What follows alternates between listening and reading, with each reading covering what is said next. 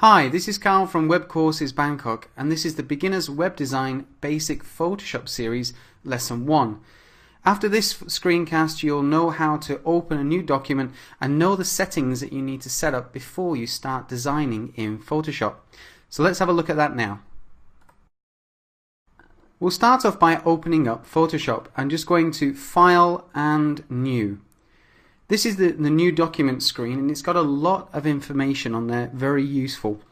First of all is the name, so this will be the name of the document, and when you save it, it will be saved as a .psd. So for example, if I put lesson 1 like that will be saved as lesson1.psd, which stands for Photoshop Design.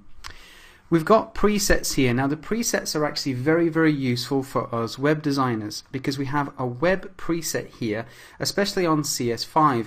If you're on CS3 you don't have that, so you just have to put it in manually. The size here is in pixels, and as web designers we always work in pixels.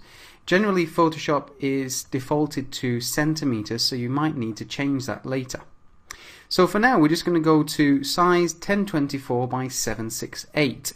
Now you'll see here the width and the height, and those are set to pixels.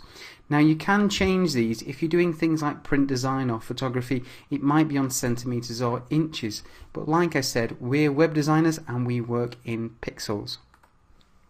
Next is the resolution. Now the resolution for us again is always the same. It's 72 pixels per square inch. Now again, if you're a print designer, this will be something like 300. So do make sure that that's always on 72.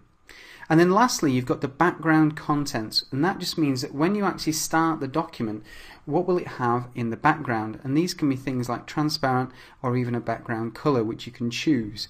Okay, so once you've done that, all you have to do is click OK. And then you've started a new document. That covers our first lesson for basic Photoshop, and so now you should be able to do File and New and basically understand the settings before you start going into your design. But don't worry, you can change those settings as you're doing the design, and that's something that we're going to be looking at in later series. So next we're going to be looking at sorting out all the interface for Photoshop and what each part is. Thanks for watching, and if you want any more information on our screencasts or courses, go to www.webcoursesbangkok.com. Thanks, bye.